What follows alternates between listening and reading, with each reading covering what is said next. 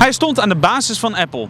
Hij was medeoprichter van het bedrijf, hij ontwierp het eerste logo en hij schreef de eerste contracten. En toch heb je waarschijnlijk nog nooit van hem gehoord. Onemorething sprak met Ronald Wayne, de derde oprichter van Apple.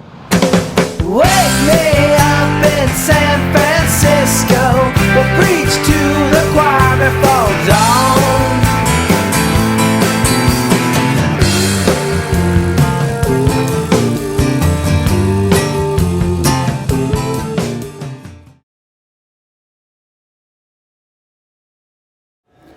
Well, to begin with, Steve Jobs and I had worked together for Atari some considerable number of months. He was a consulting engineer with the company, which meant that he was constantly in and out. I was senior designer and documentation manager for Atari. And we went to lunch quite frequently. He came to my home for dinner several times. We had conversations on a variety of subjects, technical and philosophical. And I knew that he was involved with this club that involved a group of people who were interested in building personal computers out of bits and pieces that they could salvage from commercial computers or business computers. And I knew that he was involved with Mr. Steve Wozniak, whom I hadn't met yet. And Wozniak was apparently putting this rather exceptional circuit together that made essentially the personal computer possible, because it was refined to the specific needs of a personal computer as opposed to a business computer. And Steve Jobs was rather hesitant because there were many things that he was involved in and didn't really know if he wanted to waste his time getting involved in a business. And we had discussions on that, and I told him whatever it was he wanted to do, he could do it a lot more easily and a lot more effectively with money than he could without. He might just as well go ahead and do it. And well, he picked that up on the first bounce and decided to go ahead and proceed with it. There was, however, an interesting sort of interplay between Steve Jobs and Steve Wozniak, in that Jobs was a very focused individual who says, I'm going to go from here to there, with a reasonable sense of business. Wozniak was always the whimsical character who did all sorts of fantastic things, mostly for his own amusement. But he didn't really have a very good sense of business at that time. And for example, the basic circuit, the core of the circuit design for the Apple computer, which was Woz's creation, Wozniak had the idea that while this was going to be the core of the Apple computer company, he still wanted to be able to use that circuit in other places. And Steve Jobs had an awful time trying to get him to understand that's not the way the game is played. You have to, if you're going to make this commitment to the company, then the company essentially owns this property as proprietary. Steve Jobs decided the best idea was to get Woz and myself together for an evening, which we did at my apartment.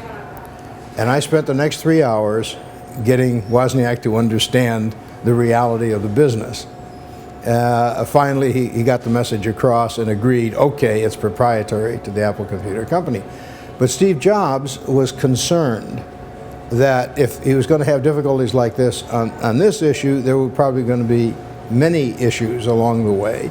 And it seemed to him that it would be a good idea if he had a tiebreaker. So Jobs decided that we would go ahead and form the Apple Computer Company. I would draw up the contract, which I did. I had some modicum of experience in doing that sort of thing. So I drew up the contract in which Steve Jobs and Steve Wozniak each had 45% of the corporation, of the company. And then I would have 10%. And so therefore, I would be the tiebreaker because Jobs felt that I was reasonable enough to bring down a decent balance. And in case Woz decided to dig in his heels, at least he could get reasonable results from any dispute that came up. So that's how that came about.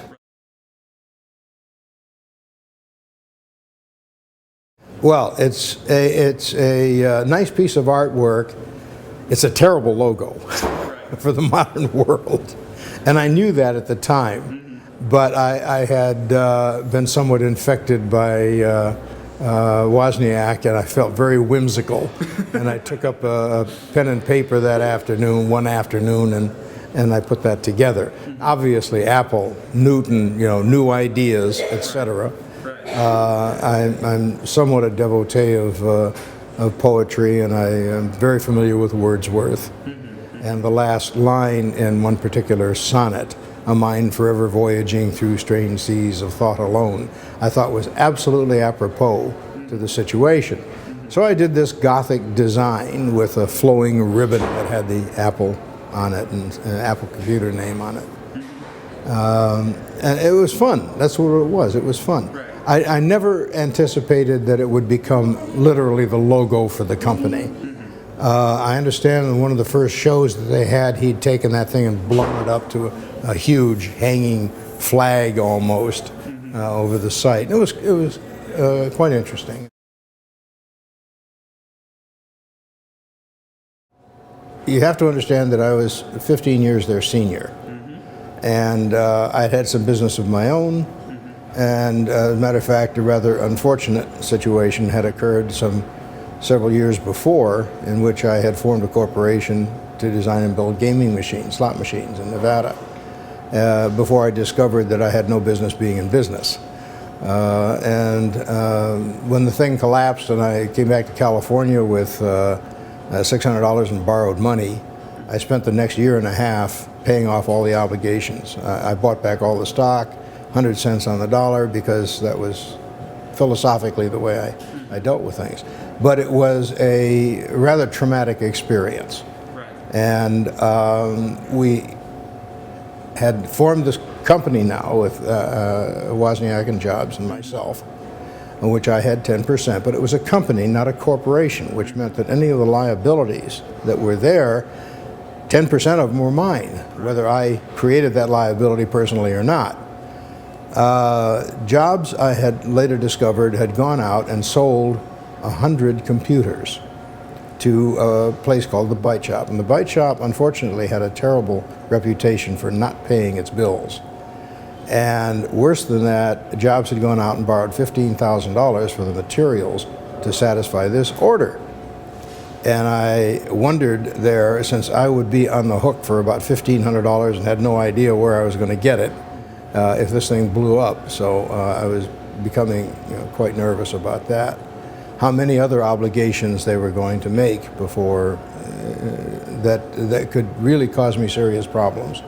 Problems that I'd already been through and did not want to see. Didn't want to see myself going through that again. So I began to back away from this. But in the interim, an interesting thing was that, again, Jobs had made a miscalculation, and so had the Bite Shop. And they discovered that when Mr. Jobs delivered to them 100 circuit boards. And they thought they were going to get 100 computers. There were no cabinets. There was nothing. It was just the circuit board.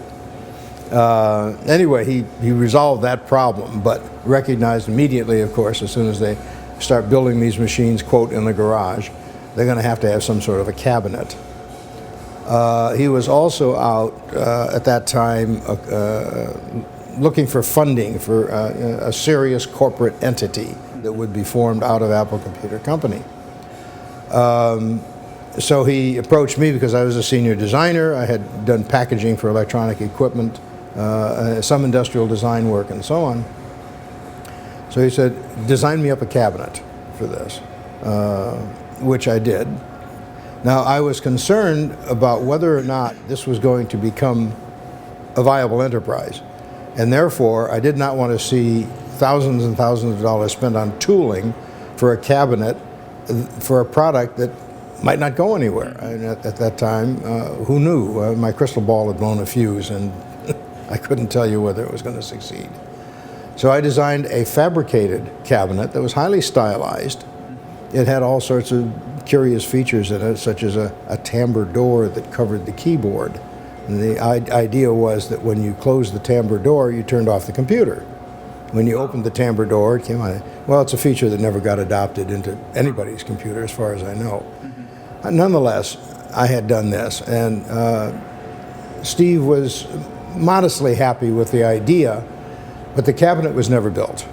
Instead, I found out later, he went out and committed, apparently he'd acquired some funding, and had committed $50,000 for a foam molded cabinet, which was exactly beyond the kind of commitment that I would have made in his situation. I would have been much more cautious about it than he was.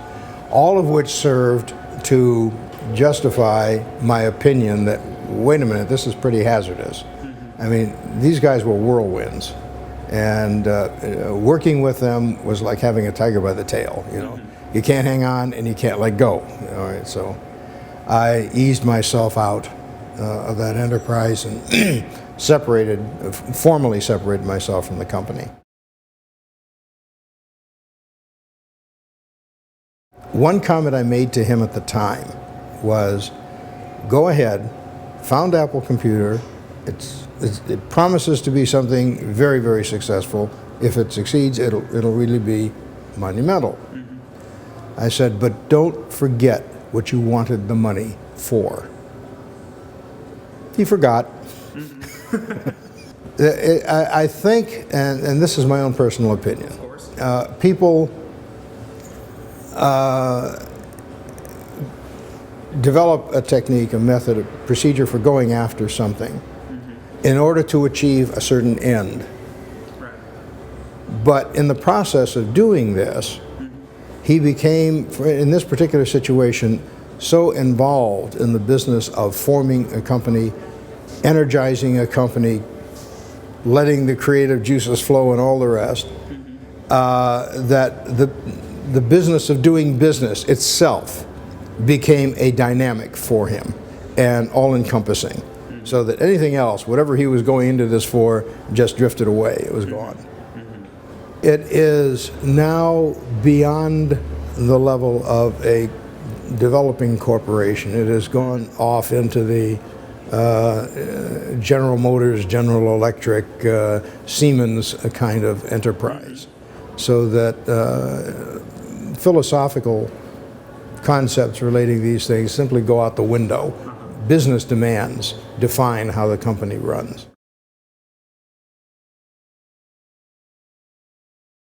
Now, remember that I told you they were a very, very dynamic duo, Steve Jobs and Steve Wozniak. They were in a hurry to get from wherever they were to wherever they wanted to go. I was 15 years older than they were. I had been through the mill backwards. It was not comfortable. I had the idea, and I've always had the idea since, that if I had stayed with the Apple Computer Company, I would have wound up the richest man in the cemetery. And I just couldn't keep up with that and didn't want to get myself involved in something either that would destroy me, because I was trying so hard to keep up with it, or I wouldn't be able to keep up with it, in which case I wouldn't be able to earn my keep. You see what I'm saying?